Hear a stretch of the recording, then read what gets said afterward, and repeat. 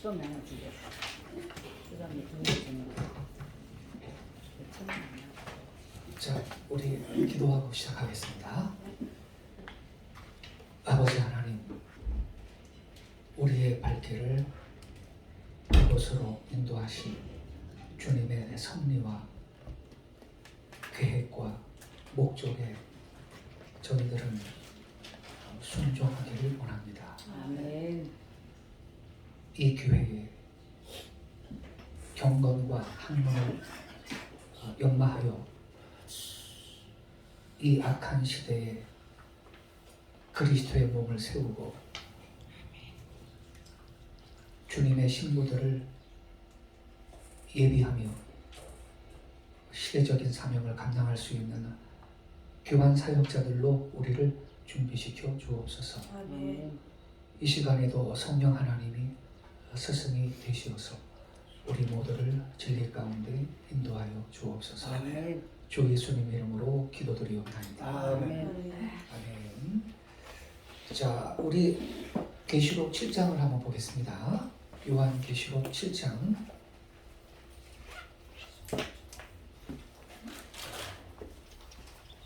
요한 계시록 7장 1절부터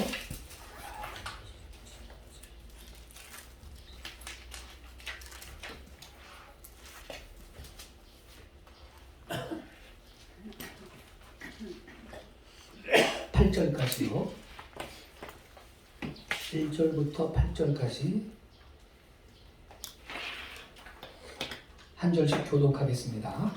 제가 먼저 1절을 읽겠습니다.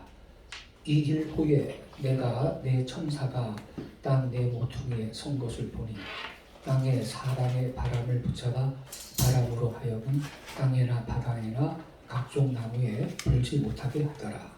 또 보면 다른 천사가 나를 심판하는 의인을 가지고 내 놓는 데로부터 올라와서 땅과 바다를 해롭게 할 권세를 가진 내 천사를 향하여 큰 소리로 외쳐 이르되 우리가 우리 하나님의 종들의 이마에 인치기까지 땅이나 바다나 나무들을 해하지 말라 하더라. 내가 이스라엘 자손의 수를 두르니 이스라엘 자손의 각 지파 중에서 인침을 받은 자들이 14만 4천이니 5절 제가 읽을게요. 유다 지파 중에서 인침받은 자가 1만 2천이요 루벤 지파 중에 1만 2천이요 가 지파 중에 1만 2천이요 아셀 지파 중에 1만 2천이요 납달리 지파 중에 1만 2천이요 므낫세 지파 중에 1만 2천이요 시므온 지파 중에 1만 2천이요 레위 지파 중에 1만 2천이요 이사갈 지파 중에 1만 2천이요 스불론 지파 중에 1만 2천이요 요셉 지파 중에 1만 2천이요 베냐민 지파 중에 인침을 받은 자가 1만 2천이다. 아멘. 아멘. 요한 계시록에 14만 4천 명이 기록된 곳이 두 군데라 그랬습니다. 여기 계시록 7장 1절부터 8절까지가 14만 4천 인침받은 사람들이 나오고요. 또 우리가 지난주에 공부했습니다. 14장에도 나옵니다. 14장 1절부터 한번 다시 한번 보겠습니다.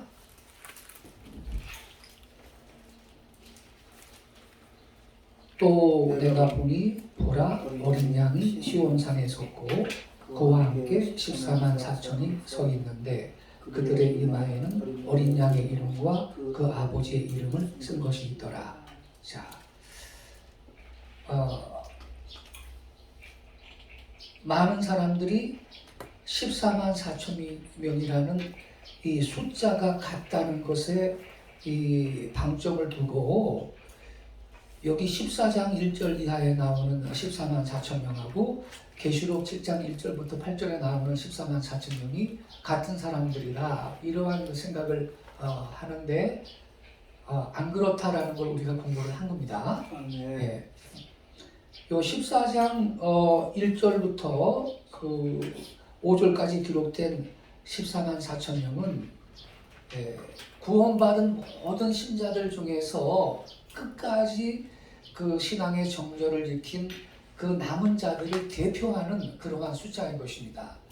그러니까 교회에 이긴 자들을 대표하는 거예요. 유대인하고 이방인의 차이가 없어요. 예. 그렇지만 7장은 교회에 이긴 자들이 아니고요. 유대민족에 대한 예언입니다.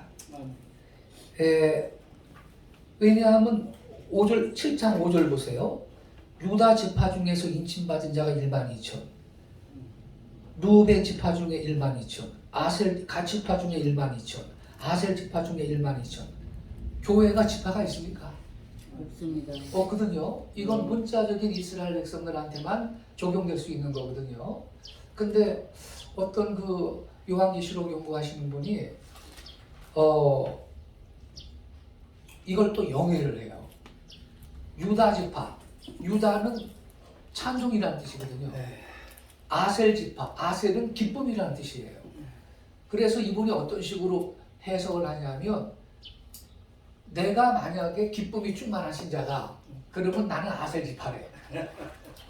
나는 찬양을 굉장히 즐거워하고 늘 찬양하면서 산다, 그러면 유다 지파에 속하는 거래. 그러면서 요 그 7장 1절부터 8절에 나오는 사람들은 유대인들, 문자적인 유대인 백성이 아니고, 이것도 교회에서 선택받은 사람을 대표하는 거다. 이런 식으로 그 논리를 전개하는 분이 있는데 좀 억지죠. 그러면요, 나 같은 경우는요, 기쁨도 있고 찬송도 좋아하거든. 그러면 나는 인침을 2개 받겠네. 2개죠. 2개씩 받겠네. 그런 식으로 그 해석하는 거는요, 좀 억지 해석이고요. 교회는 지파의 구분이 없어요. 예. 그래서 일단 여기 그 7장 1절부터 그 8절에 나오는 14만 4천 명은 그 대상이 유대민족이다. 근데 그 유대민족에서 딱 14만 4천 명 구원받은 사람을 말하는 거냐? 그게 아니고, 우리 지난주에 공부했어요. 14만 4천이라는 것은 완전수라고, 구원받은 총수를 상징하는 거라고. 그래서 이 요한계시록 11장 26절 이하에 그 이방인의 충만한 수가 차면 온 이스라엘이 구원을 받는다고 이 바울이 예언을 했어요.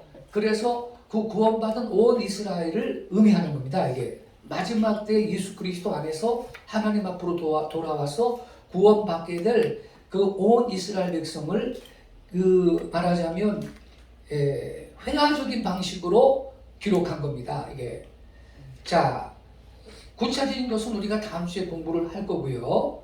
그런데 오늘 공부할 그 주제는 뭐냐면요, 여기 7장에 나오는 12지파가 구약의 12지파하고 다르다 이 말이에요. 왜 다른지를 공부하겠는데, 뭐가 다르냐면 이 계시록 7장에는요 단지파하고 에브라임 지파가 누락이 되어 있습니다. 자, 그러면 첫 줄부터 읽겠습니다. 인침을 받은 자 14만 4천에 대하여 기록하고 있는 계시록 7장 4절부터 8절까지를 속독해 보면, 여기 이 12지파는요 구약의 12지파와는 조금 다르다는 것을 알게 된다. 왜 그런지 그 이유를 살펴보자라는 겁니다. 첫째로 서열에 관한 것인데요, 유다 지파가 첫 번째로 기록되어 있습니다. 유다는요 야곱의 넷째 아들이에요. 그런데도 왜 사도 요한은 유다를 첫 번째로 기록한 것일까? 이는 그 자손에서 구주 예수 그리스도가 나심으로 첫째에 놓인 겁니다. 구약에 보면 루벤이 장자이기 때문에 먼저 나오거든요. 야곱의 장자니까. 근데 여기에는 유다가 넷째 아들인데 첫 번째로 기록이 되어 있다. 그 까닭이 뭔가?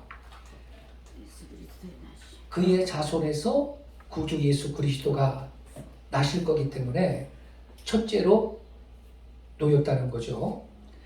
광야에서 진을 치고 자리를 배치할 때 외에는 유다 지파가 이스라엘 12지파의 명단에서 맨 앞에 나오는 경우는 구약 성경 어디에서도 찾아볼 수 없습니다. 이 예외는 유다 지파에서 나신 메시아의 우선권을 강조한 것이 분명해요. 근데 여기 보면요, 광야에서 진을 치고 자리를 배치할 때 외에는 그랬어요. 그러면 광야에서 진을 치고 자리를 배치할 때는 유다 지파가 맨 앞에 나왔거든요. 행군을 할 때도 그랬고요. 왜 그랬을까요? 유다 지파의 이 유다가 무슨 뜻이라 그랬죠? 찬양. 그래서 우리는 하나님의 그 군대로서 하나님의 백성으로서 우선적인 사역은 뭐냐? 찬양. 예배라는 것을 강조하는 것입니다. 예. 이 예외 외에는 그 유다 지파가 그 성경 어디에서도 처음에 그 기록된 그 경우는 없습니다. 이 요한계시록에 근데 유다 지파가 왜 맨 앞에 나왔느냐? 예수님은 유다 지파의 후손이잖아요. 예. 유다 지파에서 나왔지 않습니까? 그래서 유다 지파에서 나온 메시아의 우선권을 강조하기 위해서 유다 지파를 먼저 기록했다라는 거죠. 두 번째로요, 단과 에브라임 지파가 없는 반면 요셉과 레위 지파가 첨가되어 있습니다. 여기 지금 여러분 5절부터 보면 단 지파 등장합니까? 없습니다. 에브라임 지파도 없어요. 그러면 두 지파가 모자랄 거 아니에요. 그래가지고 여기 지금 요셉하고 레위 지파를 넣었거든요. 자, 그 이유를 한번 보겠습니다. 창세기 46장 16절에 보면 야곱이 요셉의 두 아들을 축복하는데 그 뒤로부터 요셉의 가족은 에브라임과 므낫세로 칭하게 되었다. 요셉의 두 아들 이름이 에브라임, 므낫세죠. 에브라임은 요셉의 둘째 아들이었으나 야곱은 에브라임을 므낫세보다 위에 두어 이 오른손을 에브라임 위에다가 얹고 기도해 축복을 했죠. 왼손을 므낫세 위에 얹고 축복을 했습니다. 야곱은 에브라임을 므낫세보다 위에 두어서 에브라임이 요셉이라는 이름을 대표하게 되었습니다. 그런데 여기는 에브라임이 누락되어 있고 대신 요셉이 첨가되어 있어요.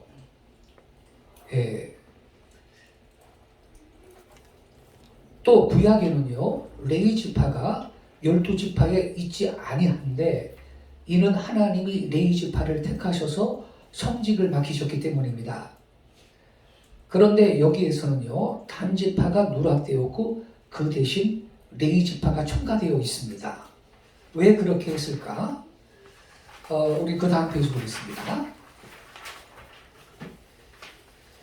그러면 단과 에브라임 두 지파는 왜 인침을 받는 데서 빠졌느냐? 그 이유는 단과 에브라임 지파는 특별히 우상과 관계가 있기 때문이다라는 거죠.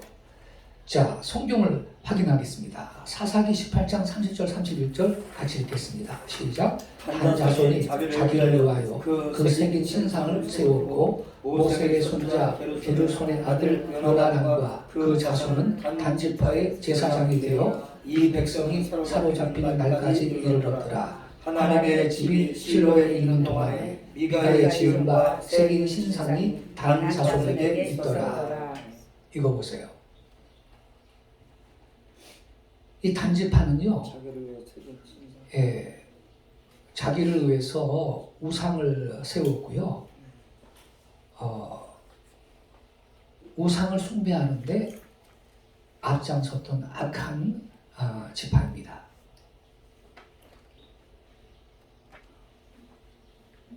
또 있습니다.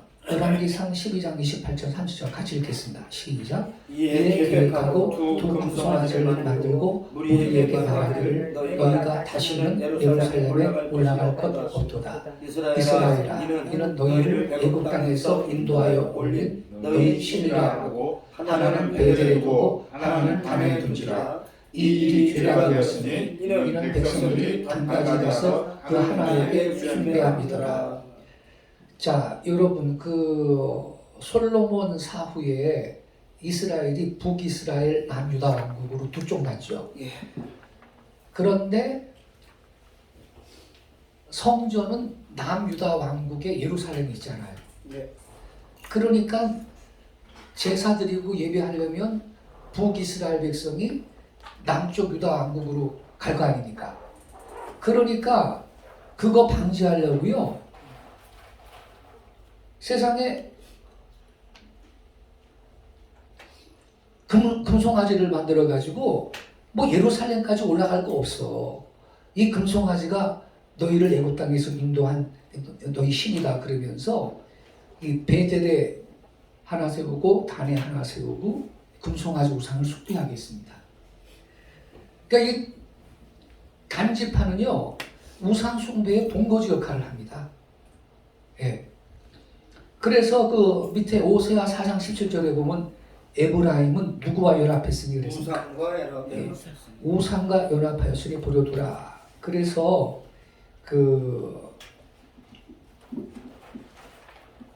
에브라임 지파 그리고 단지파는 우상 숭배와 관계가 있기 때문에 이 요한계시록의 이 7장에 인칭받은 14만 4천 명 중에 누락이 되었는데 그 까닭이 있어요. 자, 요한계시록이 어떤 책인가 한번 보겠습니다. 그 중간에 보세요.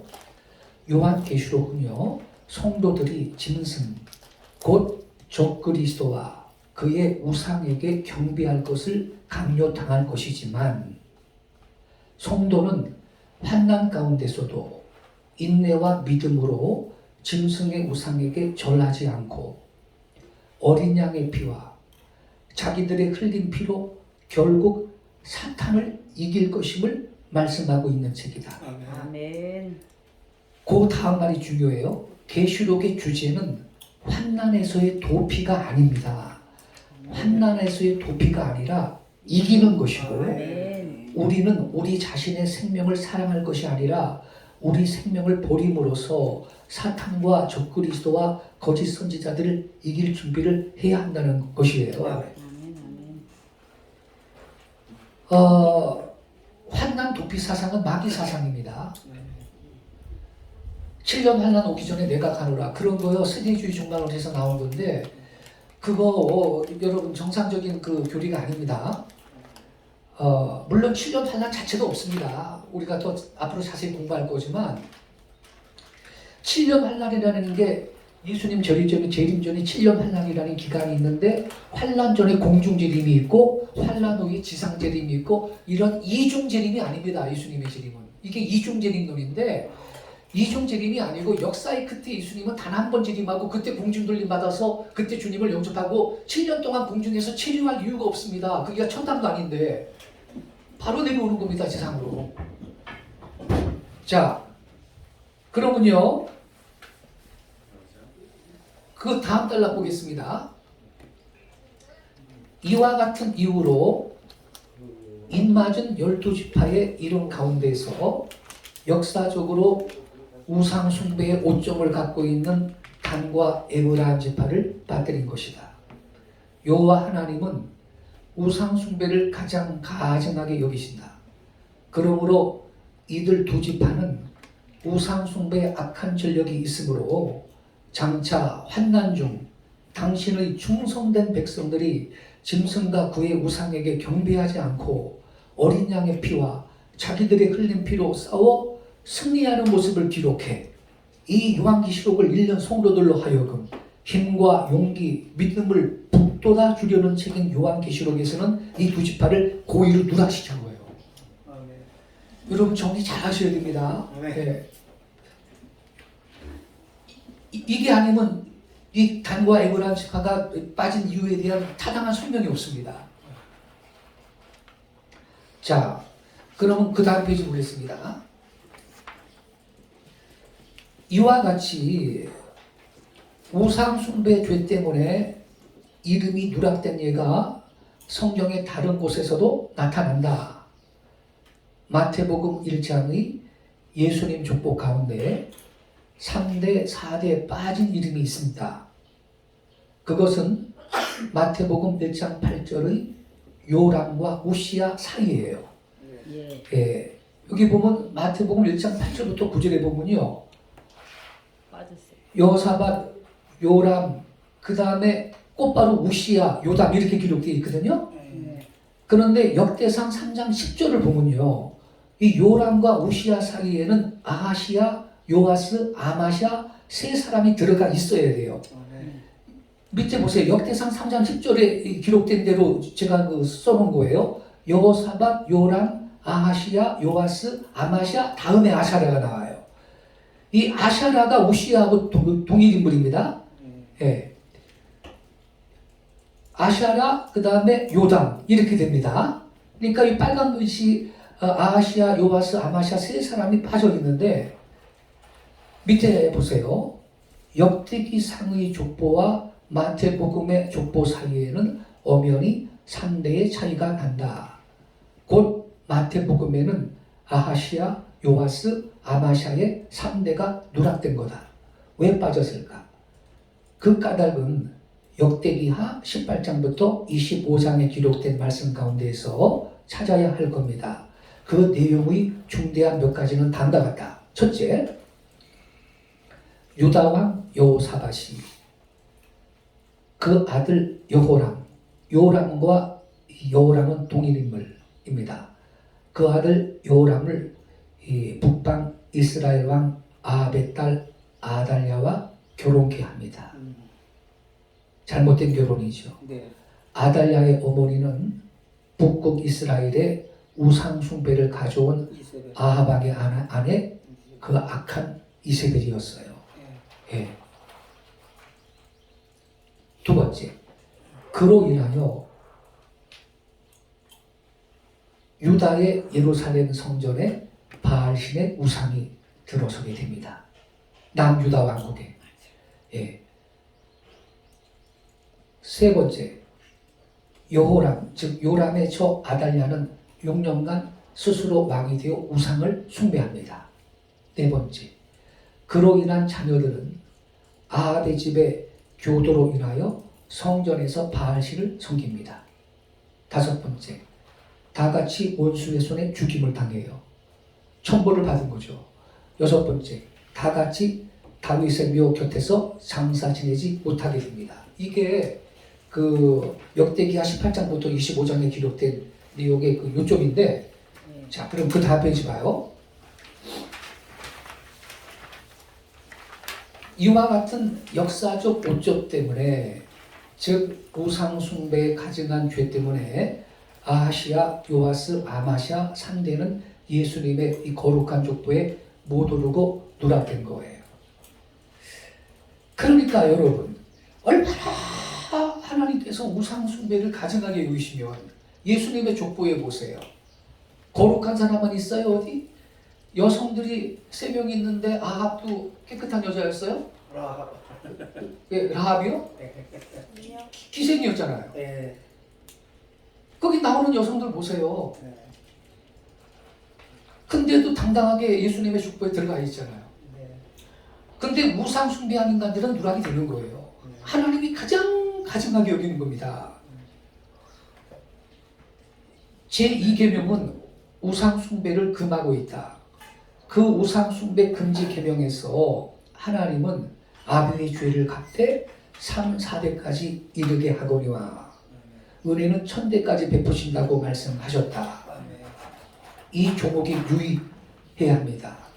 예수님의 족보에 누락진 자들은요, 하나님의 계명에서 족보에 못 오를 중대한 죄, 곧 우상 숭배를 범했죠. 근데 족보에 빠진 자들은 엄밀히 말하면 4대고요. 법적 대수로는 3대잖아. 그러니까 말씀 이계명 말씀하고 똑같은 거예요. 예. 계명의 말씀과 같이 3, 4대까지 그 은혜의 족보에 참여하지 못한 거예요. 우상 숭배는 가장 무서운 죄다. 하나님은 우상 숭배를 제일 가증히 여기시는 바, 성령님은 마태로 하여금 우상 숭배 악한 전력이 있는 자들을 예수님의 족보에서 누락되도록 했던 겁니다. 이러한 사실을 깨달았다면 14만 4천 입맞은 자들 가운데 단과 에브라임 지파가 누락된 이유가 뭐냐? 그들의 우상 숭배 죄 때문이라는 사실을 더욱 이해할 수가 있게 된다는 거죠. 성령님께서는 사도 요한에게도 우상 숭배의 역사적 오점이 있는 단과 에브라임 지파를 빠뜨리게 했던 겁니다. 그리고 그들 대신에 요셉과 레위 지파를 첨가시킨 것이다. 바로 이것이 계시록 7장에서 단과 에브라임 지파가 빠진 것에 대한 타당한 해석입니다. 이거를 왜 지금 공부를 하냐면요. 요한계시록을 공부하다 보면 이게 단 지파하고 에브라임 지파가 빠지고 요셉 레위 지파가 첨가되고 뭐 이런 얘기를 하면서 그래서 여기 계시록 7장에 나오는 14만 4천 명 입맞은 자들은 문자적인 유대 백성이 아니고 그 전 세계에서 구원받은 그 신자들 중에 그 승리한 사람을 대표하는 숫자다. 이런 논리를 펴는 사람이 있기 때문에 이걸 좀 공부하고 있는 거예요. 예. 그건 아니고요. 다시 말씀드립니다만 교회는 지파의 부분이 처음부터 없는 거예요. 아멘. 예. 그리고 그럼 여기에서 왜 그 12지파의 이름이 구약에 나오는 12지파 이름하고 다르냐? 그것은 이 단지파 에브라임 지파가 누락된 이유가 우상 숭배의 악한 전력 때문이었다라는 것을 우리가 이해를 해야 하는 것입니다. 그리고요. 또 한 가지 단지파가 누락된 이유에 대한 기독교계의 통속적 해석 가운데 적그리스도가 단지파에서 나올 것이기 때문이라는 이론이 있어요. 이게 참 뿌리가 깊은데 이레니우스 이런 말이 있고요. 어거스틴이 이거를 또 따라 했는데 결국 뭐냐면 적그리스도는 유대인 중에 한 사람일 거다 이런 논리가 되는 거거든요. 유대인들은 억울하니 짝이 없는 소리입니다. 우리가 다니엘서를 공부해보면요. 또 요한계시록도 공부해보면 성경이 예언한 그 종말론적인 적그리스도는요. 유대인이 아니고요. 이방인 중에서 등장하는 겁니다. 예. 우리 이미 몇 학기 전에 한번 공부했는데 다시 한번 공부를 할 건데요. 그것은 유대인을 그 악하게 보려는 그 이방인들이 선입견 때문에 나온 이론인 겁니다. 보세요. 즉 자기를 하나님이라고 하면서 참된 성도를 핍박하는 사악한 적그리스도는 유대인 중 한 사람이라는 것이다. 적그리스도가 유대인일 것이라는 이와 같은 이론은 완전히 선입견으로서 유대인을 나쁘게 평가하려는 이방인들이 반유대적 성향에 의하여 나온 겁니다. 다니엘서의 적그리스도에 대한 종말론적 개념은 명확히 이방인을 묘사하고 있습니다. 그 작은 뿔 우리가 어제가 공부했는데 이 적그리스도가 이 요한계시록 13장에서는 the beast 짐승으로 표현을 했고 다니엘서 7장에서는 the little horn 작은 뿔이라고 묘사를 했으며 데살로니가후서 2장에서는 불법의 사람 이렇게 묘사를 했는데 이게 다 같은 적그리스도를 말하는 거예요. 그런데 이 다니엘서나 요한계시록을 보면요 적그리스도의 지정학적 그 영토가 나오는데 그건 유럽이에요. 예루살렘이 아니에요. 유럽에서도 어디냐 로마로 나와요. 공부하시면 기억납니까? 로마예요. 그리고 성경이 말하는 종말론적인 적그리스도의 정체는 한 개인적인 인물이 아니라 따라해 주시기 바랍니다. 같은 직위를 가진 계승되는 여러 사람이다. 계승되는 여러 사람이다. 이것이 성경이 예언한 종말론적 적그리스도의 정체예요. 어떤 한 사람의 개인적 인물이 아니고요. 같은 직위를 가진 계승되는 여러 사람이에요. 누굽니까? 로마 교황이에요. 그걸 성경이 예언한 거라고요. 그러니까 이게 뭐 적그리스도는 7년 환란이 있는데 후 3년 만에 그것도 등장한대 잠깐. 그리고 성도들을 핍박한대. 이렇게 가리킴으로써 성경 예언이 지적한 진짜 적그리스도를 알아보지 못하도록 만든 성경 교사들의 죄는 큽니다. 그 배경이 캐톨릭 아닐까요? 그 배경이? 그러니까 이거를 종교 개혁자들은요, 루터나 칼빈이나 찌딩들이나 모든 개혁자들은 알았어요. 제대로 가르쳤어요. 성경이 예언한 종말론적 적그리스도는 로마 교황이라는 걸 폭로를 했는데 이거를 회피하려고 예수회의 리베라라는 학자가 7년 대환란선을 만들어낸 거예요. 그리고 적그리스도는 무신론자고 그 재림 전에 7년 대환란이 있는데 그때 후 3년만만 활동한다. 이것을 그 16세기에 예수의 그 사제 리베라라는 학자가 그걸 창출을 했고 이것이 19세기에 세대주의 종말론으로 개신교에 들어와가지고 전 세계에 퍼져버린 거예요. 기가 막힌 거죠. 우리가 이번 학기에 이 부분을 좀 더 다룰 겁니다. 자, 그럼 5페이지로 가겠습니다. 어떤 성경 연구가들은 계시록 7장의 12지파가 구약의 12지파와 다르다는 이유를 들어서 계시록 7장의 입맞은 14만 4천을 문자적 이스라엘 백성이 아닌 이른바 영적 이스라엘인 교회라고 해석하고 있다. 그러한 해석은 결국 성경에 대한 깊은 지식이 부족한 데서 나온 거다.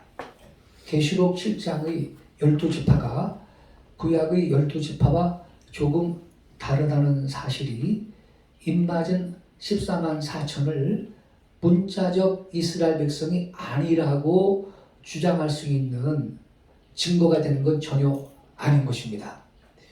그래서 여기 이제 계시록 7장 그 1절부터 8절에 나오는 14만 4천은 문자적인 이스라엘 백성이에요. 육체적인 이스라엘 백성인데 분명히 그 로마서 11장 26절에 사도 바울이 뭐라고 예언했냐면 이방인의 충만한 수가 들어오기까지 이스라엘의 도로는 완악하게 된 것이고 그래서 온 이스라엘이 구원받는다 그랬어요. 그래서 이방인의 충만한 수가 차면 하나님의 영생을 주시기로 약속하신 그 이방인의 충족수가 차면 이제 유대인들도 그 완고한 마음이 풀리고 해소되면서 주님께서 재림하시기 전에 온 이스라엘 백성도 구원받을 날이 온다라는 것입니다. 어떻게 그들이 그럼 그렇게 구원받을까? 그 로마서 11장 26절에 기록된 온 이스라엘이 구원을 받으리라는 약속이 구체적으로 마지막 때 어떻게 성취될 것이냐, 이것을 예언한 것이 계시록 10장 1절부터 8절인 것입니다. 자, 누군가 구원받으려면요, 바울이 로마서 9장 10장 11절에서 11장에서 뭐라고 그랬나요? 전하는 자가 없으면 구원받을 수 있다 그랬나요? 없다 그랬어요. 예, 전하는 자가 있어야 믿음은 들음에서 나고 들음은 그리스도의 말씀으로 말미암는다 그랬고 전하는 자가 있어야 된다 그랬어요. 그러면 자, 이스라엘 백성도 구원 받으려면요, 그러면 이게 지금 계시록 7장 1절부터 8절이 그 바울이 로마서 11장 26절에서 온 이스라엘이 구원을 받는다 그랬는데 바울은 거기까지만 얘기했어요. 구체적으로 그런 말세에 유대민족이 어떤 방식으로 구원받을 거냐를 예언한 게 이 계시록 7장부터 이 8절인데 전하는 자가 있어야 된다 그랬죠. 이스라엘 백성을 구원하기 위해서 복음을 가지고 이스라엘로 예루살렘으로 전하러 가는 자들이 있을 겁니다. 어디에서 가는지 아세요? 자, 이 2절을 한번 같이 읽겠습니다. 시작. 또 봄에 7장 2절이요. 시작. 또 봄에 다른 천사가 살아계신 하나님의 일을 가지고 해 돋는 데로부터 올라와서 땅과 바다를 해롭게 할 권세를 받은 네 천사를 향하여 큰 소리로 외쳐 이르되. 자, 여기 지금 어디에서부터 인치는 사역자가 출동했나요? 해 돋는 데로부터라고 되어 있죠. 그런데 기존의 해석은요, 이거를 상징적으로 해석해가지고 여호와 하나님은 해요 방패시라 라는 말씀이 있어요. 시편 84편에. 그래서 하나님께로부터 오는 거래. 그러면 여러분, 잘 들으셔야 돼요. 그런 식으로 해석하려면 해 돋는 데로부터라고 하면 안 되고 해로부터 이러면 말이 돼. 제 말이 이해가 됩니까? 해로부터 와서 그러면 여호와 하나님은 해요 방패니까 하나님께로부터 보내받았다 이렇게 해석할 수가 있어. 근데 여기는 분명히 해 돋는 데로부터라고 그랬는데 근데 왜 그걸 그런 식으로 해석을 해요? 이거 지리학적 동방이 맞거든요. 우리의 문제는 우리의 해석상의 과제는 뭐냐? 그럼 이 해 돋는 데가 지리학적으로 어디냐를 우리는 추적해야 되는 거예요. 네. 근데 이거를 그냥 상징으로 뭐 하나님의 방향이다. 이건 옳지 않은 해석이라는 거예요. 자, 그러면 몇 시까지죠? 2시 반이요. 2시 반까지죠. 5분만 브레이크 타임을 갖고 지금 제가 말씀드린 거를 해석하기 위해서는 PPT로 이제 갈 겁니다. PPT를 그동안 좀 설치를 할게요. 수고하셨습니다. 5분만 브레이크 타임 갖겠습니다. 해 돋는 데가 어떻게 대한민국 동해바다 아닌가요? 그 얘기하는 거. 프롬 이스트잖아요. 그 말씀. 아유, 자 강원도로 네. 가야 돼. 남은 시간 그거 좀 다룰 거예요. 그 말씀하실 거야 지금. 아니 말이에요. 자기가 동방에 이긴 자 많이 그랬잖아요. 이우성이 박태성이. 그러니까 아유 이걸 겁나는 거예요. 이거를 그 지리학적 동방이라고 말하는 게 굉장히 두려운 거예요. 근데 그렇다고 해서 우리가 포기하면 안 돼요. 이게 지리학적 동방이라는 걸 우리가 좀 고려할 필요가 있는데 사이비들은 네. 다 그랬어요. 자기 PPT 설치하고. 다 동방이 사이비들은. 지난주에 잘 빼셨어요. 와서. 교수님 이거 한잔 먼저 드세요. 그리고 근데 지리학적으로 일부는 교수님 이스라엘 쪽에서 예루살렘에서 볼 때 동방 쪽 그냥 자기들이 보이는 동방 그 아랫지방 지역 사우디아라비아나 네. 그쪽 정도까지만 얘기하는 사람들이 있어요 또. 그죠? 네. 근데 성경에는 그냥 힐림스나 막 그냥 이스트 있어요. 동방에 다 동방 다 동쪽 아, 선생님. 해동농구. 근데 그쪽에서 끝나는 쪽이 여기예요. 우리가 끝이야 동쪽 끝. 이제 바다잖아 여기 동해는 동해잖아 다. 우리 여기가 끝이에요. 우리야 동방. 네. 그 우리나라 사이비가 많은 거야. 지방에 있어. 그래서 사이비가 많고 네. 독박이 많고. 저녁에 와요. 네, 수요일날은 김원식 회장님이 엄청 줄는. 오늘 날씨가 너무 졸릴 때는 뭘 먹어야 돼. 네, 그래서 지금 먹으면 웬일이야? 혼자 아니, 졸리니까 먹다 보니 다 먹었어. 엄마니까 좀 나눠주셔야지 사이좋게. 아니, 너무 열심히 공부하는데 줄 수가 있어야지.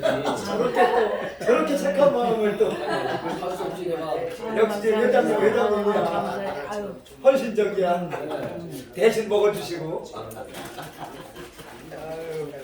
먹다 보니까 바닥이. 아니 소리는 들었어요. 그러면 신약 시대 전체가 사실은 큰 환난의 기간이고, 네 예수님 재림하실 때까지 네. 그게 큰 환난의 기간인데 단 그 1260일. 네.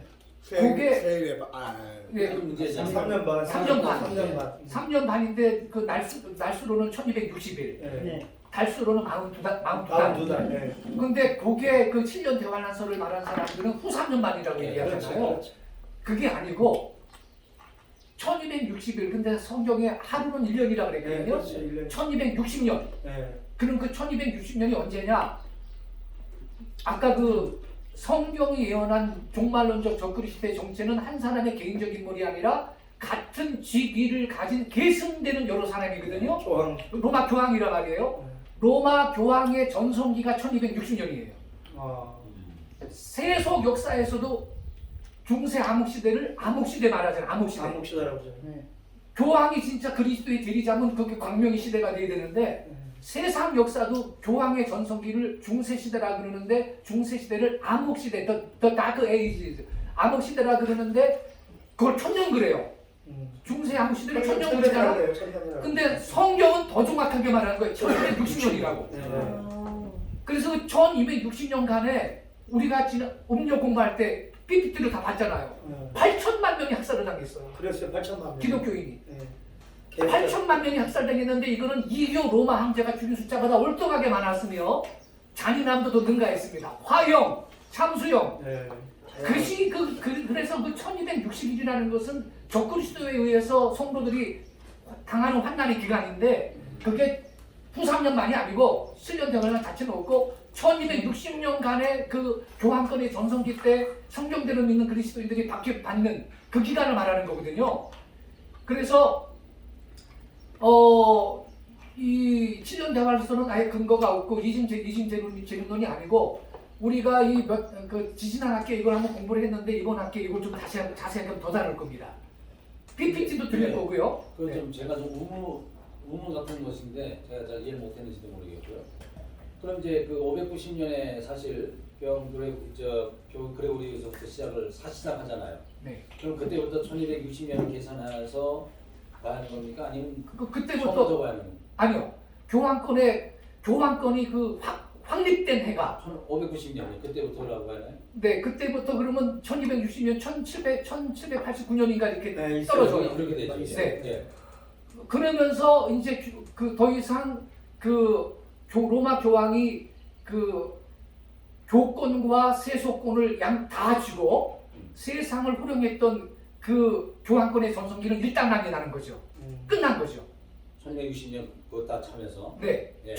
성경이 예언한 1260년 기간은 끝난 거예요. 예. 끝난 거고, 그러나 지금은 그 일상적인 그리스도인들에 대한 일상적인 환난이라는 건 일상적인 거니까 지금도 북한 지하교회 성도들, 뭐 회교권 사람들, 뭐 순교도 당하고 고난 당하잖아요. 그렇죠. 네, 지금 그러니까 그 그리스도인들이 환난 당하는 건 일상적인 의미에서 환난이고 짐승에 의해서 당하는 환난의 기간은 1260년인데 그거 끝났다. 이렇게 봐야 되는 거죠. 그러니까 우리가 이러한 그 이해가 없으면 어머 7년 대환란이 있다는데 환난 전 휴고를 돼야 그 무서운 환난 기간을 피한다는데 여기에 아주 세대가 돼가지고서는 두려움 속에 살고 있는데 저는 자유예요. 그래서 7년 환란 오기 전에 나는가 너라 그 찬양 저도 많이 불렀어요. 저. 많이 했지 옛날에. 저도 옛날에 많이 불렀거든요. 저 전처전 세대주의자 다였으므로. 그러니까 이게 길선조 목사님부터 세계 해놓은 성교 거예요. 자체가 그것에 의해서 사실은 이게 네. 확장됐으니까. 근데 그게 아니에요. 그러니까 그 다미 선교에도 그런 기준. 당연하지. 그게 기초였죠. 완전 앞장서지 거의 앞장서. 신호도 있고. 그런데 이게 사실은요, 16세기에 그 예수의 사제 디베라가 창출을 한 것이 이제 그 19세기에 그 개신교로 흡수된 거거든요. 그래가지고 본거지가 미국의 그 무디 바이블 인스티튜트, 예, 예. 무디 성경학교하고 미국의 달라스 신학교, 예. 요 두 군데가 이게 세대주의 7년 대환란 가르치는 아주 맞아요, 달라스가. 본거지예요. 근데 그러나 19세기 이후에도 그 정통 그 개혁 신앙 갖고 있는 그 교단 신학교 그 학자들은 이거 거부했죠. 그렇죠. 예를 들어서 조지 레드 교수 같은 사람도 이거는 아주 그릇된 거다라고 이 플러 신학교 신학학 교수 지적하고 있고요. 그런데 기독교 서점에 가면 종말론책 10권이 있으면요. 8권, 9권이 7년 대환란 세대주의 종말론을 근거로 해서 나오는 책들이에요. 그러니까 성도들이 그 책 읽고 목회자들도 그 책 읽고 있으니까 그게 진리지 않은 거예요. 그래서 우리가 이게 그 7년 대환란설이 도대체 어디에서부터 시작이 된 건지를 역사적으로 우리가 좀 공부할 필요가 있는 거고. 우리나라는 길선조 목사님 시작했대요. 길선조 목사님. 그때 일부 선교사가 그렇게 들어와서 그랬지. 네, 일부 선교사들이 그거 그대로 또 가르친 분들이 있거든요. 세대주의 종말론. 그러니까 그렇게 시작된 거. 자, 그러면요. 그거는 우리 이제 제가 그 PPT도 드리고 그 문서 자료도 좀 드릴 거예요. 1260년이 네. 몇 년이죠? 1260. 1260년을 계산하는 날짜가 그게 3년 반이야. 3년 반. 1261. 네. 60일. 1260. 1260년 연으로 1년을 하루가 1년. 365일 1년. 왜냐면 성경에 가나안 땅의 정탐을 40이라고 왔잖아요. 네. 40이라고 와서 보고하지 않습니까? 그런데 여호수아 갈렙만 가서 취하자 그러는데 나머지 10명이 우리 다 죽었다. 그 사람들은 무슨 우리는 메뚜기 같다 막 그러면서 부정적인 보고를 하고 그랬을 때 하나님께서 40일의 하루를 1년으로 해가지고 너희가 40년 동안 광야를 돌아다녀야 된다 그랬잖아요. 그렇죠. 그래서 예언을 해석할 때 하루가 1년으로 해석을 해서 1261이 1260년 중세 암흑 시대 교환권의 전성기 이렇게 해석을 하는 거예요. 다른 그 해석에 그렇게 해석에 대한 근거들이 있어요. 그래서 이거를 다다음 주쯤에 이걸 PPT하고 문서 자료까지 좀 나눠드리면서 공부를 하겠고요. 지금은 공부한 거랑 관련되는 거를 하고 30분에 마치도록 하겠습니다. 네. 자, 마이크 쓰시죠. 안 써도 됩니다. 녹음하는데 꼭 필요하면 써야 되겠지만 아니 목사님 녹음은 강대장이 갖다 놓으시면 돼요. 잘 들려요.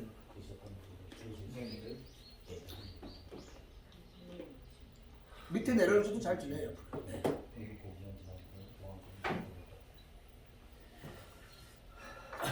이제 다니엘의 70일에서 69일에까지는 다 인정 거의 다 똑같이 해요. 근데 마지막 한일을 가지고 세대주의가 해석이다. 붕 띄우는 거야. 이게 2,500년을 띄우는 거예요. 그게 문제인 거예요. 계속 연속으로 해야 돼요. 그러니까 거기서 97년은 예수 안에 때 십자가나 스데반 집사님 순교까지로 보는 거죠. 그게 딱 7년 정확히 맞죠. 그러니까 십자가가 기준으로 해서 1,003년 반, 후 3년 반. 예수님의 십자 공생에 3년 반, 그 다음에 3년 반 제가 스데반 집사님 이렇게 7년이에요. 요거로 끝나면 되는데 괜히 지금 세대주의자들이 계산하고 있는 거예요. 자, 그럼 오늘은요. 오늘 그 첫 시간에 공부한 거랑 연관되는 부분을 공부하고 마무리하겠습니다. 자, 전하는 자 없으면 구원도 없다. 아멘. 유대 민족도 오직 복음으로만 구원받습니다. 아멘. 예수를 그들의 메시아로 믿는 믿음을 통하지 아니하고는 이스라엘이 구원될 만한 다른 방법이 있을 수 없다라는 거예요. 그러므로 이스라엘의 회심을 위해 그들에게도 복음을 전할 전도자가 꼭 필요하다. 왜냐하면 믿음은 들음에서 나며 들음은 그리스도의 말씀으로 말미암기 때문입니다. 이건요 유대인이나 이방인이나 차별이 없는 구원의 과정인데요. 자 보세요 여기 로마서 10장 11절 12절 성경에 이르되 누구든지 저를 믿는 자는 부끄러움을 당하지 아니하리라 하니 유대인은 빼봅니까? 아니요. 유대인이 먼저 나와요. 네. 유대인이나 헬라인이나 차별이 없다. 그러니까 유대인도 구원을 받으려면 예수님을 믿어야 되는데 믿으려면 누군가 가서 복음을 전해야 된다는 것이죠. 네. 또 로마서 1장 16절에도 내가 복음을 부끄러워하지 아니하노니 이 복음은 모든 믿는 자에게 구원을 주시는 하나님의 능력이 됨이라. 여기도 봐요. 유대인은 빼고요. 아니죠. 먼저가 유대인이에요. 먼저는 유대인에게요. 그리고 헬라인에게로다. 이 플러신학교의 세계적인 신학자인 조지 레비 교수가 이스라엘의 완악 선구와 최종 구원의 신비라는 문서에서 하신 말씀을 여기 소개하고 있습니다. 바울은 이스라엘의 구원이 어떤 방법으로 이루어질 것인지에 대해서 설명하지 않는다. 그러나 한 가지 분명한 사실이 있다. 그것은 그들의 구원이 이방인의 구원과 동일한 기본적인 조건 하에서 이루어지리라는 사실. 즉 예수님을 십자가에 못 박히신 메시아로 믿는 믿음을 통해서 구원을 받으리라는 사실이다. 이렇게 지적했어요. 그리하여 바울은 유대인도 구원을 받으려면 그들에게도 복음 전도자가 반드시 보냄을 받아야 한다라고 강조했는데 어디에서 그랬느냐? 로마서 10장 14절 15절 같이 읽겠습니다. 시작. 그런즉 저희가 믿지 아니하는 일을 어찌 부르리요? 듣지도 못하는 일을 어찌 지으리요? 전파하는 자가 없이 어찌 들으리요? 보내심을 받지 아니하였으면 어찌 전파하리요? 기록된 바 아름답도다. 좋은 소식을 전하는 자들의 발이여 한가 같습니다. 아멘. 요거 이사야서 있는 거. 자, 그렇죠. 근데 여기 그런즉 저희가 그랬잖아요. 이 저희가가 누구를 말하는 것이냐? 여기 지금 14절이잖아요. 네. 우리가 앞에 줄을 읽으면 이해가 돼요. 앞에 줄. 여기 11절, 12절에 나오죠. 네. 저희가가 누굽니까? 우선 네. 유대인입니다, 여러분. 문맥의 흐름으로 보면 그죠? 저희가가 이게 먼저는 유대인입니다. 유대인. 그러니까 자, 다시 가요. 여기 14절에 그런 이 저희가는 먼저는 유대인이에요. 유대인과 이방인 다 믿지 아니하는 일을 어찌 부르리요? 듣지도 못한 일을 어찌 믿으리요? 전파하는 자가 없이 어찌 들으리요? 보내심을 받지 아니하였으면 어찌 전파하리요? 그러니까 유대인도 구원받으려면 누군가 복음 전도자가 가서 전해야 한다. 아, 네. 이걸 말하고 있고 그 근거로 15절이 중요해요. 보내심을 받지 아니하였으면 어찌 전파하리요? 기록된 바 아름답도다. 좋은 소식을 전하는 자들의 발휘한다 같으니라. 자, 질문. 기록된 아름답다. 이거 어디에 기록된 거죠? 이사야서. 이사야서에. 네. 자, 이사야서에 기록된 거예요. 좀 넘어가겠어요. 자, 여기거든요. 이사야 52장 7절에 기록된 거예요. 같이 읽겠습니다. 시작. 좋은 소식을 전하며 평화를 공포하며 복된 좋은 소식을 가져오며 구원을 공포하며 시온을 향하여 이르기를 내 하나님이 통치하신다. 자의 산을 넘는 말이 어찌 아름다운가. 그리 아름다운가. 자, 여기 잘 보세요. 좋은 소식, 평화, 복된 좋은 소식, 구원을 공포하는데 어디를 향하여입니까? 어디를? 시온을 향하여입니다. 이게 포인트입니다, 여러분. 시온은 예루살렘의 별칭이에요. 우리 옛날에 이거 갖고 복음성가 많이 불렀죠. 복음 들고 산을 넘는 자들의 발길 아름답고도 아름답도다. 평화 전하며 복된 소식을 외치네. 주다스 리시네. 주다스 할렐루야 리시네. 주다스 리시네. 네. 근데 우리가 그 옛날에 열심히 이 노래 불렀는데 이 구절이 진정으로 의미하는 것이 뭔지는 모르고 불렀다 이 말이에요. 그렇지, 막 불렀죠 뭐. 시온이에요, 시온. 아멘. 예루살렘으로 복음을 가져가는 자들의 발길을 예언한 거라고요. 아멘. 이스라엘로. 자, 보세요. 그런데 여러분이 주석책을 한번 읽어보세요. 이사야 52장 7절 이거 주석책, 기존의 주석책 보면 어떻게 설명한지 압니까? 이스라엘이 바벨론에서 포로 생활했죠. 70년 동안. 유대인들이 바벨론에서 70년 포로 생활했잖아요. 그런데 누가 해방시켜줬어요? 고레스가. 페르시아의 왕 고레스가 바벨론을 정복하고 나가지고 너희들 유대인들은 고토로 돌아가라. 규환령을 내렸잖아요. 바로 그때 그 해방의 기쁜 소식을 전하려고 바벨론에서 포로 생활하던 유대인들 중에 일부 청년들이 있었대. 일부 청년들이 그때 해방의 기쁜 소식을 전하려고 마라토너처럼 그 바벨론에서 이스라엘까지 뛰어갔대. 뛰어가가지고 여러분 거기 이스라엘에는 포로로 안 끌려가고 남아있는 유대인들이 조금 있었대. 그 사람들한테 가가지고 우리 해방됐습니다. 기쁜 소식이죠. 해방됐습니다. 이랬대. 그때 이게 이루어진 거래. 근데 그런 말 있었어요. 우리 지금 확인했죠. 사도 바울이 인용했죠. 예. 사도 바울이 복음 전도와 관련된 말씀으로 인용했죠. 지금 로마서에서. 말 돼요, 안 돼요? 말 안 되죠. 이 구절을 사도 바울이 유대인도 구원을 받으려면 전도자가 가야 한다라는 거를 강조할 때 이걸 인용했잖아. 근데 이게 무슨 바벨론에서 해방된 소식이야? 그건 아니에요. 그러니까 여러분 주석책은 참고하되 서양 주석학자들이 그동안에 만들어 놓은 거 그냥 믿으면 안 되는 거예요. 여러분 참고만 하세요. 자, 그럼 보세요. 자세하게 보겠습니다. 여기 봐요. 서구 주석가들은 이 말씀을 파사의 고레스에 의한 유대인들의 바벨론 해방 소식에 대한 예언으로 설명하고 있다. 주전 6세기에 바벨론에서 포로 생활하던 유대 백성이 고레스에 의해 해방이 되었을 때, 좀 비켜줄게요. 고레스에 의해 해방이 되었을 때 그 해방의 기쁜 소식을 전달하려고 산 넘어 신음하는 동족들을 향하여 거친 숨을 몰아쉬며 필사의 노력을 다해 달려가는 젊은 메신저의 모습을 형상한 예언이라는 것이다. 잘 보세요. 바벨론에서 예루살렘까지는 2,000km. 현대 올림픽의 마라톤 경기의 거리는 42.195km인데 몇 배요? 몇 배? 2,000km. 여기까지를 뛰어간다고? 아이고 세상에.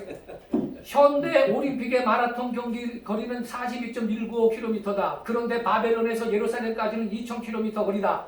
당시에 전령의 역할을 하려고 그렇게 먼 거리를 마치 그리스 전투에서 승전보를 전하려고 달려오는 마라톤 이야기같이 예루살렘까지 쉬지 않고 뛰어갔던 메신저들이 실제로 있었던가? 없었다?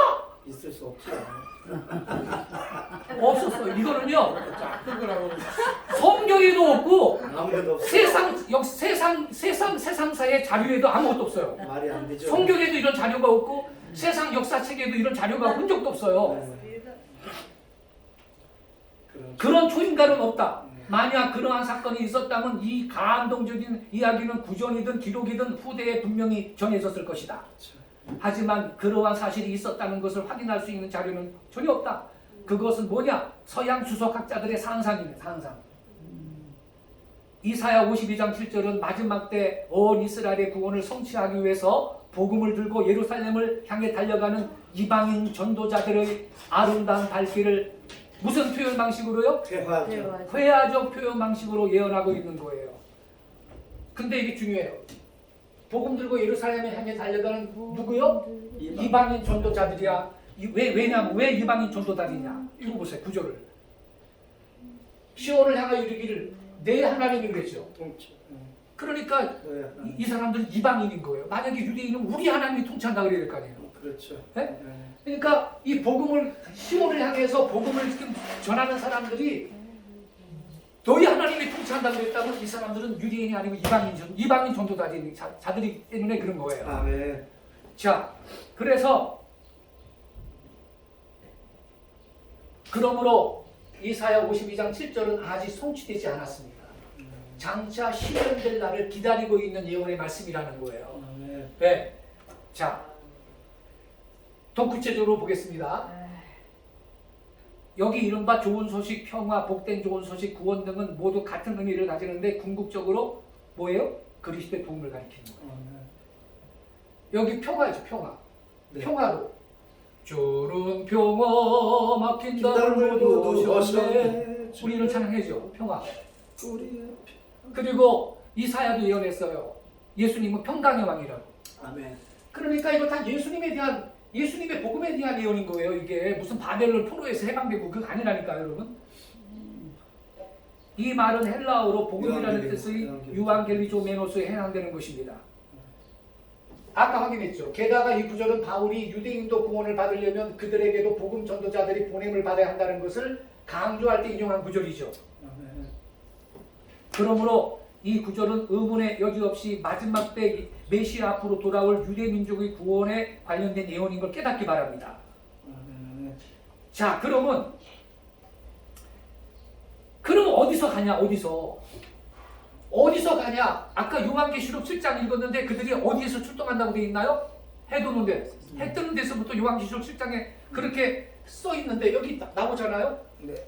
내가 북방에서 일으키며 그는 어디에서 오리라? 해 돋는 곳에서 오리라. 그는 내 이름을 부를 것이며 27절이 똑같아요. 어디에? 시온이지. 시온 나오잖아. 시온에게 너희는 이제 그들을 보라 하였느라. 이 그들이 누구냐? 기쁜 소식을 시온에게 전할 전도자들인 거예요. 기쁜 소식 복음 아니에요. 네. 복음을 전할 자를 예루살렘에 준대. 시온이 예루살렘의 별칭 아닙니까? 그렇죠. 그런데 그러면 이 기쁜 소식을 시온으로 가져가서 전할 사람이 어디에서 온다는 거예요? 해 돋는 곳에서. 해 돋는 곳에서 온다고 써 있어요. 그러니까 이게 계시록 7장 1절 이하에 말씀하고 이게 짝이에요. 짝. 아멘. 여기 보세요. 한글 개역 성경은 25절 첫 부분이 내가 한 사람을 일으켜 북방에서 오게 하며 내 이름을 부르는 자를 해 돋는 곳에서 오게 하였나니라고 번역되어 있습니다. 네. 그러나 원문에는요. 북방에서 오게 하는 게 아니라 북방에서 일으키며라고 되어 있고 한 사람이라는 말은 없고요. 단지 해 돋는 곳에서 온다는 동사를 3인칭 단수 남성을 받도록 사용하실 뿐이므로 그를 반드시 사람으로 볼 필요가 없어요. 그래서 영어 성경은 한 사람이 아니라 one, 하나로 번역했습니다. I have raised one from the north and he shall come from the rising of the sun. 해 뜨는 데서부터 하나. 그래서 이게 이 하나는요 사람이 아니라 나라로 해석될 수 있는데 나라라는 뜻의 고유도 히브리어에서 3인칭 단수 남성을 받기 때문입니다. 내가 북방에서 일으키며 그는 해 돋는 곳에 오리라. 그는 내 이름을 부를 것이며. 여러분 이거를 기존의 성경 주석은요 이 고레스래 고레스. 고레스인데 여러분 고레스가 주의 이름을 부르는 게 아닙니다. 그렇죠. 성경에서 주의 이름을 하나님의 이름을 부른다는 것은요 하나님을 예배하는 자를 말하는 거고 그리고 예배를 말하는 거고 구원받은 자를 말하는 것이지 고레스는 배화교, 조로와스터교 신자예요. 네. 고레스는 주님의 이름을 부르는 자가 아니에요. 그래서 이 사람들은 믿는 이방인들인데 어디서 보느냐? 해변동에서 본다는 것입니다. 근데 북방에서 일으키며 그는 해변동에서 오리라 이렇게 말했는데 그래서 이게 북방과 해변동 곳이 지금 엇갈리고 있는데 일본의 저명한 주석학자 흑기 주석 혹시 읽어보셨어요? 흑기가 이렇게 말했습니다. 정확히 그가 온 곳은 동북방인데 이것을 시적으로 분리해서 두 방향을 둔 것이다 그랬습니다. 자, 여기가 이스라엘 아닙니까? 네. 약간 동북방이죠? 그렇죠. 그리고 앞으로 여러분 통일 코리아는요 이쪽 땅 다 찾을 겁니다. 하나님 삭제할 거예요. 네. 만주까지. 예, 이쪽이 다 찾으면 이거 그야말로 동북방이 되는 겁니다. 네. 지금도 동북방이지만. 네. 예, 그런데 여기 보면 46장 11절에 보면요 여기도 있죠. 밑에 보세요. 네. 이스라엘을 위해서 구원을 어디에 베푼다 그래요? 시온에. 이스라엘을 위하여. 마음이 완악하여 위에서 멀리 떠난 너희요. 지금 로마서 9장 10장 11장 공부해보면 이스라엘이 마음이 완악해가지고 네. 예수님을 거부하고 있다고 써있죠. 네. 그 이스라엘 유대 백성들한테 하는 말이에요. 마음이 완악하여 의에서 멀리 떠난 너희여 나를 들으라. 의라는 것은 예수님이 우리의 의입니다. 아멘. 그래서 나의 의를 가깝게 해줄 거다라는 것은 예수 그리스도의 복음을 가깝게 지금 전달해 주겠다라는 거거든요. 그래서 나의 구원이 지체하지 아니할 거다라 그러는데 그러면서 나의 영광이 이스라엘을 위해 구원을 시온에 베풀어 준다 그랬는데 그러면 여러분 누가 가서 복음을 전해야 되잖아요. 아까 말했듯이. 예. 아까 공부했듯이. 어디에서 가요? 동방에서. 동방이에요. 근데 여기는 좀 더 구체적으로 나와요. 먼 나라 동방이래요. 네. 먼 나라 동방. 자, 그러면요. 여러분, 하나님이 성경에서 동방 그러면 기준은 이스라엘을 중심으로 동쪽이 동방이고 성경에서 북방 그러면 이스라엘을 중심으로 북쪽이 북방인 거거든요. 남쪽이다 그러면 이스라엘 중심으로 남쪽인데 지금 동방인데 먼 나라 동방이라 그랬거든요. 그러면 여러분 먼 나라 동방을 한번 집어보세요. 대한민국. 할렐루야. 아멘입니다. 하나님이 먼 나라라 그랬으면 해석상의 우선순위는 뭐냐? 가장 먼 나라인 거예요. 자, 그러면 먼 나라 동방인데 이거를요 보세요. 베이커 성경 주석은요 기독 교문사에서 나온 본인의 주석책입니다. 어떻게 설명하고 있나 봐요. 이 베이커 성경 주석에서 인용한 거예요. 베이커 성경 주석. 자, 13절에 대한 베이커 성경 주석의 해석. 우리는 본문의 성취를 입증할 수 있는 자료를 충분히 갖는다. 의의는 뭐냐? 하나님께서 가깝게 하리라고 약속하시는 구원이다. 자, 여기 뭐라 그랬어요? 마음이 완악하여 의에서 멀리 떠난 너희여 나를 들으라. 내가 나의 의를 가깝게 할 것인지 그랬잖아요. 자, 베이커 성경 주석이 의는 하나님께서 가깝게 하리라고 약속하시는 구원이다. 이것은 바벨론 포로에서 해방된 거 말하는 거예요. 지금 이게 그리스도의 중재를 통하여. 왜냐하면 기존의 주석책 보면 전부 다 바벨론 고레스에서 해방된 기쁜 소식이래. 그 구원을 말하는 거래요. 아니거든. 그리스도의 중재를 통해 주어지는 것이다. 그래서 왜냐하면 그것은 하나님이 우리를 구출하기 위해서 마련함과 동시에 그 자신의 명예를 위해서 마련한 의외로의 구원이기 때문이다. 이렇게 설명하고 있잖아요. 네. 그리고 계속 이렇게 말해요. 그리고 구원은 그것이 하나님이 의와 의의 판단자이신 한 공정하시리라는 것을 규정하고 있기 때문에 모든 사람의 의다. 뿐만 아니라 그것이 인간이 그 자신의 노력에 의해서 얻을 수 없는 의를 인간에게 전달해 주기 때문에 단연코 하나님의 의이기도 하다. 예수님은 우리 하나님의 의잖아요. 하나님의 의. 네. 그래서 이들을 구원하는데 먼 나라 동방에서 복음 전할 자를 보내준다라는 거거든요. 먼 나라 동방에서. 그래서 이스라엘의 구원은 유대인을 복음화시킬 이방인 전도자들이 신자들이 거대한 전도운동을 통해 실현될 걸 믿으시기 바랍니다. 왜냐하면 세대주의 종말론 책 많이 읽어보셨으면 알 거예요. 유대인이 구원은 받는데요. 언제 받냐? 재림하실 때 7년 대환란 끝나고 예수님이 재림하실 때 동종 재림하시는 예수님을 눈으로 보면서 즉각적으로 회심이 일어난대. 여러분 예수님이 재림하실 때는요 구원의 문이 닫히는 때입니다. 지금의 은혜의 때요 지금의 구원의 날인 걸 믿으시기 바라요. 할렐루야. 이 은혜의 때에 전파되는 복음을 유대인들에게 끝까지 거절하는 그들도 이방인들처럼 다른 아무 희망이 없습니다. 만약에 재림하실 때 유대인이 그 재림주 보고 회심이 일어나고 구원받으면 공평하신 하나님이 차별이 없는 하나님이 이방인도 그때 회개하면 다 구원 지켜줘야죠. 그렇잖아요 여러분? 그렇죠. 차별 있으면 안 되지 그렇게. 그럼 그겁니다. 그것은 구원사의 마지막 때 동방의 먼 나라에서 예루살렘으로 복음을 가져갈 이방인 신자들에게 성취될 것입니다. 아멘. 아멘. 다음 주에 이걸 공부할 거예요. 이게 또 나거든요. 이사야 50장 1절부터 9절에 보라 내가 알지 못하는 한 나라를 내가 부른대. 한 나라입니다. 여러 나라가 아니에요. 에이네이션. 이스라엘이 알지 못하는 한 나라가 너희로 달려간대. 아멘. 더 구체적으로 이언이 있는 거예요. 왜 달려가냐? 유대인들 구원하려고. 아멘. 이 다음 주에 이걸 공부를 할 거예요. 30분 됐죠? 교수님, 그 네. 어떤 사람은 이렇게 말할 수도 있지 않을까요? 동방에서 저 지도를 봤을 때 가장 먼 나라가 일본 아니냐, 또는 위로 올라가면 또 알래스카라고 할 수도 있잖아요. 아 그렇죠. 네. 그런데 그걸 어떻게 이스라엘을 기준으로 해서 정동쪽으로 가는데 그 답이 북.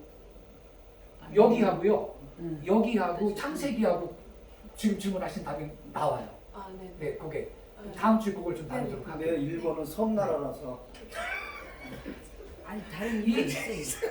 이 한 나라가 뭔지 다음 주에 그렇게 원유 맨하고도 그게 관련이 있나요? 한 세 사람하고. 한 세 사람은 관련이 없고요. 아, 그거 보니까. 이스라엘에 대해서 그 원불매 하시는 분들 중에 일부가 내가 쓴 책을 읽고 참고해서 좀 그 적용하는 분이 있더라고요. 최근에. 네. 박재란 목사가 앞장서서 지금. 자, 기도하고 마치겠습니다. 아버지 하나님, 우리의 그 영적인 시야를 더 넓혀주시기를 원합니다. 성경에 계시는 우리가 기존에 알고 있는 것 이상으로 더 풍성하고 깊기 때문에 우리가 아버지 전통에 아버지 하나님 묶여있지만 않게 하시고 아버지 우리가 아버지 영의 눈을 열어서 특별히 마지막 때 우리 한국교회 하나님이 부여하신 시대적인 사명을 인식하고 준비할 수 있는 우리 한국교회가 또한 되게 하여 주시고 우리를 사용하여 주시옵소서. 아멘. 기도하신 예수님 이름으로 기도하옵나이다. 아멘. 아멘. 감사합니다. 할렐루야. 감사합니다.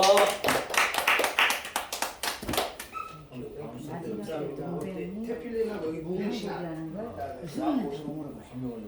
수경이한테 물어봐요. 그래서 뭐 주세요? 어떻게 해서 요즘은 그냥 까먹었어.